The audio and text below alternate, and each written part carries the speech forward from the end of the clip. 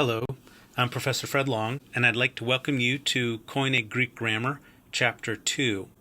In this chapter, we're going to be looking at the Greek language, its alphabet, characters, how to write out those characters, pronunciation, syllabification, as well as look at other marks, accents, breathings, and punctuation marks. We will look at our first set of vocabulary words, which are proper names. So let's get started. The Greek language is part of the Indo-European languages. It forms one distinct branch in that family called the Hellenic. The Greek language, like any language, has gone through developmental stages. These are roughly demarcated as following. You have the pre-Homeric Greek, which dates to about 1000 BC. Then from about 1000 to 320 BC is what would be called the Classical Greek era. That includes the Homeric Greek and other Greek dialects, which I'll show you something in just a moment on those different dialects. The Koine Greek era initiates with the conquest of Alexander the Great, with the spread of the Greek language more broadly as an empire language, which then gets disseminated across the Mediterranean basin.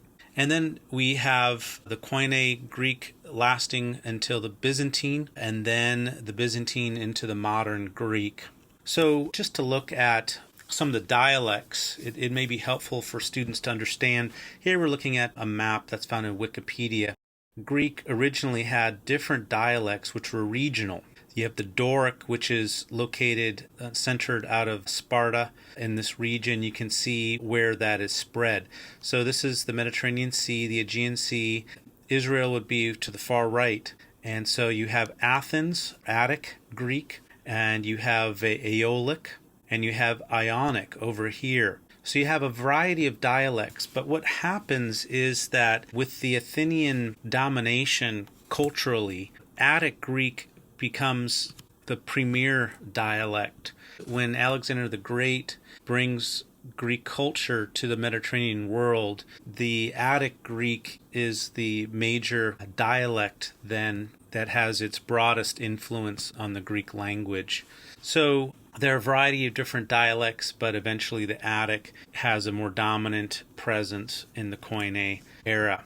So you have Koine Greek then, which is what is spoken in the New Testament times and written in at that time.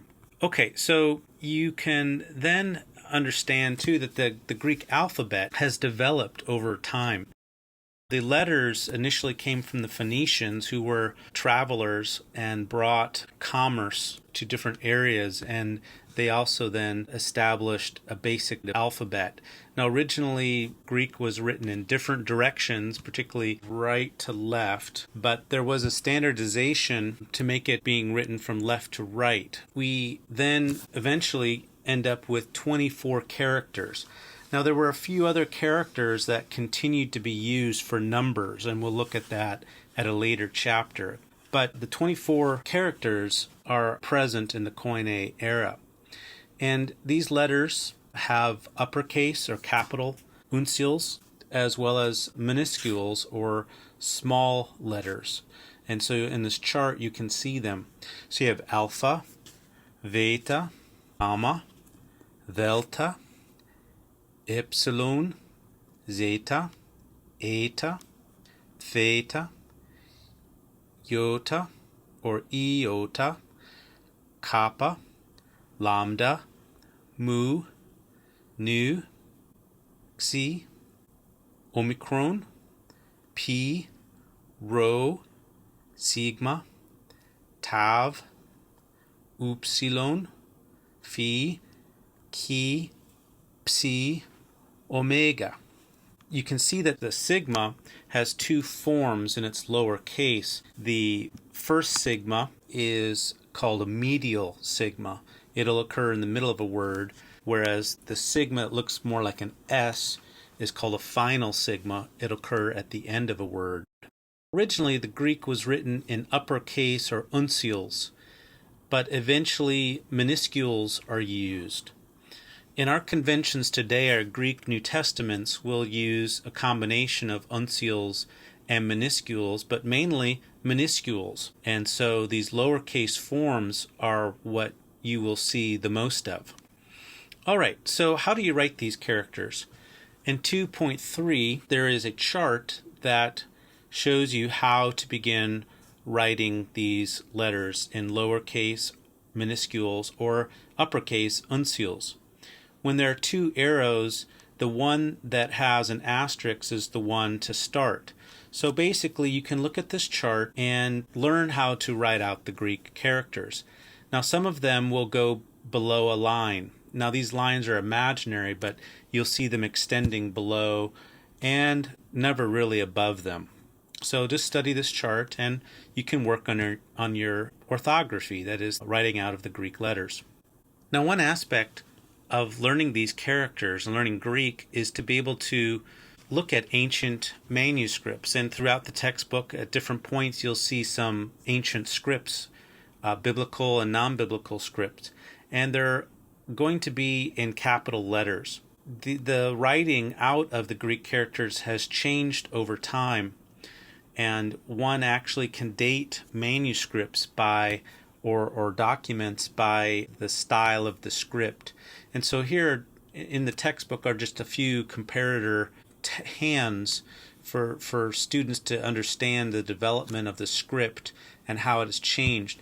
The reason why this is so standardized, the writing out, is because only about 2 to 3% of people could write, while maybe 10 to 20 could read Greek. Only a few were actually trained at writing it out. And so these were scribes, and they were trained in this, and that's why there's standardization somewhat of the writing, because such a small percentage is actually doing the writing of the letters or documents or whatever. So there are some charts here that you can compare the development of hands. Here are some of our biblical manuscripts and their hands.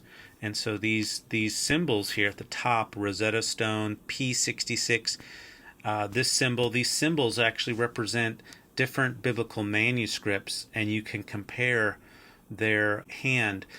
These manuscripts date from different time periods and were developed in different places more than likely, so that can account for the differences in writing style.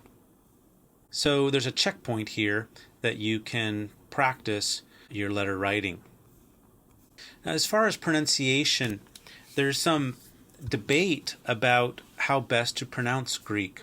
And the system adopted in Koine Greek grammar is the Koine era pronunciation. This has been developed by Michael Halcomb, working with other research and people such as Chris Karagounis and Randall Booth. Michael has put together a system pronunciation which he's called KEP, or Koine era pronunciation. Typically, Greek grammars will use what's called the Erasmian pronunciation, although there are several different Erasmian pronunciations. The reason why I prefer the Koine era pronunciation is because it's a historical reconstruction of the language. The Erasmian pronunciation is not how Greek would have been pronounced. It was a convention developed in the 1500s and then began to be widely used, even though it was known that it wasn't accurate. So it's just a convention that was developed. Now, one of the reasons why it's important to pronounce Greek as best as we can according to historical reconstruction is because one can hear repetition of sounds and begin to hear rhyming and cadence, and other emphatic features of the language are made more pronounced by a proper pronunciation of the language. You can read this explanation, and in the Appendix 30, there's an even a larger explanation of why the Koine era pronunciation is to be preferred. In terms of this pronunciation system, you have here the pronunciation and then some examples. So you have alpha, al. So alpha is an A sound. Veta is more of a V sound, as in vet. Veta. Gamma. Gamma. The gamma is a GH kind of sound, although before certain vowels it may have more of a softer sound, as in yet. Agios. Agios. Agathos. Agathos. And then this one is really kind of tricky. Gamma before another gamma or kappa or chi or xi will actually sound like an N. So angelos, angelos. Delta, epsilon, zeta, zeta, eta. So I'm just pronouncing these words and their names, and you can see how their sound. Most of them are fairly straightforward. Iota. Iota is usually pronounced as E, as in beat, E. Kappa, lambda, mu, nu. Xi. Xi is kind of a KS sound. Xi, as in books. Omicron. Now this is one where there's a difference from the Erasmian, and the Omicron and the Omega are both O sounding, long O's. Omicron. Pi, Rho, Sigma, Tav, Upsilon, Phi, Chi, Psi, Omega. Upsilon has somewhat of a unique sound, U, as in our use, U. So upsilon, upsilon. Okay, so here's a description of vowels, and then monophthongs and diphthongs. Now, monophthongs and diphthongs are combinations of vowels when they're placed together. The difference between them is whether you have two sounds produced or one. If there's one resulting sound, it's called a monophthong. If there are two sounds resulting, in other words, there's two aspects of the letters that remain, then it's called a diphthong. So here's a listing of the monophthongs and diphthongs. When alpha, iota occur together, you have an sound resulting, as in said, So you have dekeosune, dekeosune, dekeosune. Epsilon iota is E, as in beat. Omicron iota is U, as in you, or our use. Makariu, makariu. Omicron upsilon is U, as in soup. Omicron iota is E, as in teriyaki, teriyaki, E. Eos, eos. As far as diphthongs, the biggest rule here is that the upsilon forms a V or an F sound. So av, or ev, or eve. So av tu, pistevo, pistevo. Now this is a verb that we're going to see a lot in the text because I use it as the example verb. It means I believe. Pistevo. Pnevma. Pnevma. And then for eta upsilon, prosevketo. Prosevketo. Evrisgon. Evrisgon. Now you're also going to find improper monophthongs. These have iota subscripts. It does not impact the pronunciation, however, but these are important to recognize in the text because they will indicate some form of grammar. So they'll help you to differentiate words. As far as syllabification, a syllable is a distinct pronunciation unit with a natural pause, and a Greek word will have as many syllables as it has vowels, monophthongs and diphthongs. So also a vowel or diphthong normally ends a syllable when it is in the middle of a word.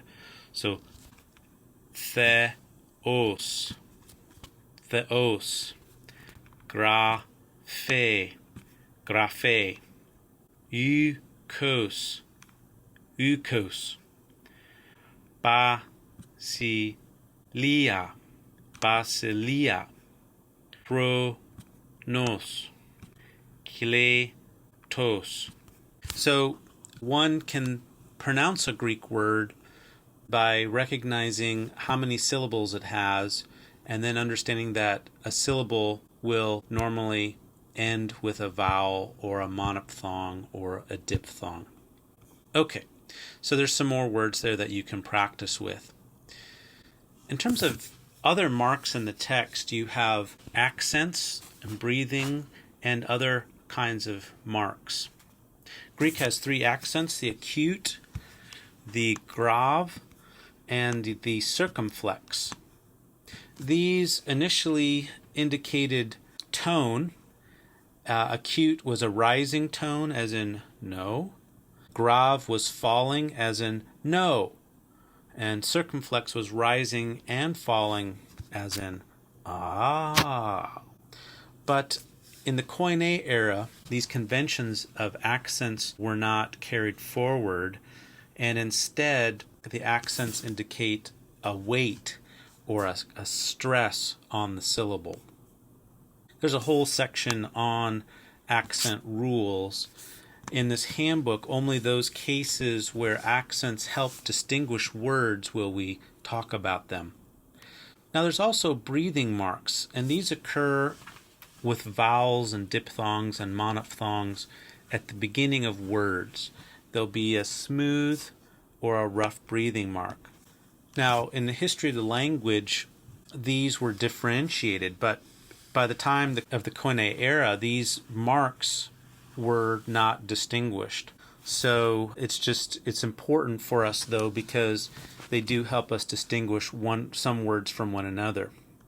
Rows will have a rough breathing mark over them. And then here's some examples of other breathing marks. So in terms of pronunciation, they don't change anything as far as identifying words. They sometimes will, and I'll let you know when that is. Some of the marks that will be encountered in text are punctuation marks. Periods will indicate a period, comma, a comma. Semicolon actually will indicate a question mark in English. A raised dot will represent either a colon or a semicolon. And parentheses will correspond to English parentheses. Sometimes you'll find brackets. These indicate words or phrases that are of questionable authenticity in terms of the original manuscripts. Now these punctuation marks were added later, sometimes hundreds of years later. And so there is interpretation involved with them. So you need to understand that when looking at punctuation marks. Sometimes interpretation will hinge on whether the punctuation should be a comma or a question mark or something like that. Now another mark that you'll see is an apostrophe. An apostrophe is a mark. It's not a breathing mark, but it stands in the place where a letter has been dropped because of a combination of sounds. For example, met emu was originally meta emu, and there was an alpha present that has been elided. That is, it was dropped off, and the apostrophe helps to signal that there's been a letter that's been dropped. Now, a diaeresis is another kind of mark that you'll sometimes see, and this helps one to differentiate whether you are looking at a monophthong or not. So rather than pronouncing this pre, this is in fact pro e stay me. So that the diaeresis helps one to understand that the iota is to be pronounced distinctly and not forming a monophthong. All right, well, you can practice syllabification and pronunciation and look at some answers. Now, the final thing to be covered here before looking at our vocabulary is proper nouns and borrowed non-Greek words.